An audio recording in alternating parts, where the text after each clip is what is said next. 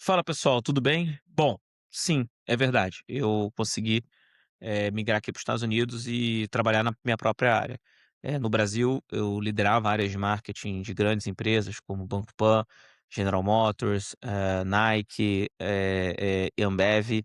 E aqui nos Estados Unidos eu consegui assumir uma cadeira de vice-presidente de marketing numa operação de e-commerce no Arizona. A pergunta é: como faz isso? Como é que isso é fácil? Como funciona? Bom, vou contar para vocês nesse podcast, nesse vídeo. Fica ligado, vou te contar tudo sobre isso. Em primeiro lugar, né, cada caso é um caso. O meu caso, eu fui contratado por uma empresa que ela faz parte de um grupo brasileiro, de private equity. Então, obviamente, eu tinha uma relação, com esse grupo anterior, e essa relação gerou essa oportunidade.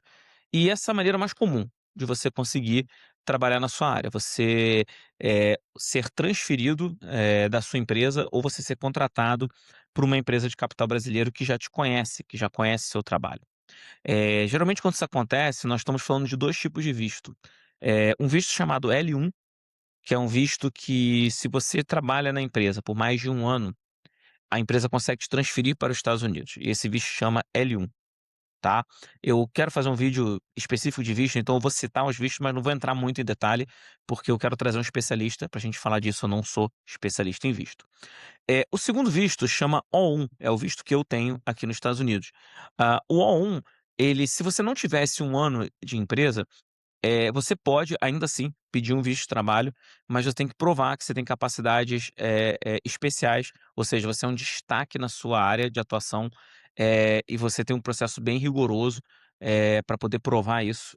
E se você provar, esse visto sai muito rápido. O meu visto saiu em menos de 90 dias, do momento em que eu aceitei a proposta e comecei a trabalhar, remoto aqui para os Estados Unidos. Em 90 dias eu consegui aprovar o meu visto, mas teve um trabalho bem grande de documentação para isso acontecer.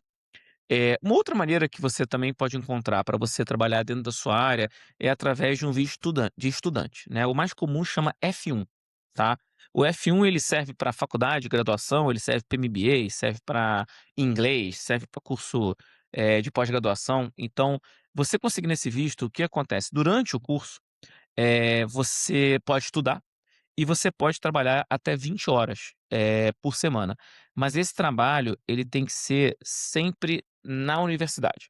Então você tem que arrumar um emprego na universidade, tá. Você não pode arrumar um emprego fora da universidade. Mas o complexo, né, as universidades aqui são gigantescas e você tem de tudo lá dentro, e geralmente isso acontece. Outra coisa que acontece é uma coisa chamada CPT, que é o Curricular Practical Training, ou seja, você arrumar um estágio dentro da lógica do que você está estudando. Então, se você está estudando administração, estágio de administração. Se você está estudando medicina, estágio em medicina. Após a conclusão do curso, você pode ainda aplicar para um Optimal Practical Training, que é uma extensão de 12 meses para você trabalhar na sua área, trabalhar na área ao qual você estudou. E esse visto, geralmente, ele você consegue estender ele por mais 24 meses. Então você consegue, trabalhar, por 3 anos, digamos assim, com esses vistos. Mas é claro, todos esses vistos, você estando aqui nos Estados Unidos já há algum tempo, vale a pena você tentar buscar o visto EB1 ou EB2, mais conhecido popularmente como green card, né. E aí é o visto de residente permanente. Você tem quase todos os direitos como cidadão, não é 100%. O nosso, do atual presidente dos Estados Unidos deixa questão, né, de não faz questão de deixar claro que não é cidadão, e você pode perder o green card, você não pode perder a cidadania. Então essa é uma das diferenças. Mas o green card, ele, né, libera todo tipo de, atividade. Todos esses vistos, geralmente, ele é extensível a dependentes, seja sua cônjuge ou seu cônjuge e filhos, tá. E aí tem várias variações que eu quero entrar nesse outro vídeo, do que pode o cônjuge pode ou não pode fazer, mas em geral essa é a situação. Outra coisa que me perguntam muito é: "Mas Bruno, o seu diploma universitário, ele é reconhecido nos Estados Unidos?" Eu sou formado em publicidade e propaganda pela Federal do Rio de Janeiro, FRJ. Esse diploma em si, ele não é reconhecido nos Estados Unidos. Então, para os Estados Unidos, eu não sou publicitário.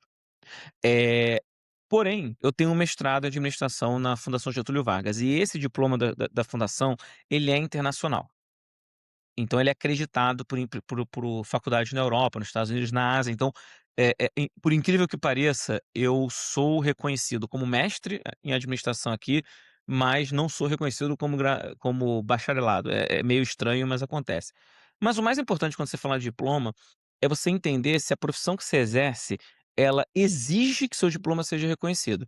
Então, por exemplo, trabalhar em marketing, trabalhar em tech, né, trabalhar em administração, business, finanças, geralmente você não precisa ter o diploma reconhecido.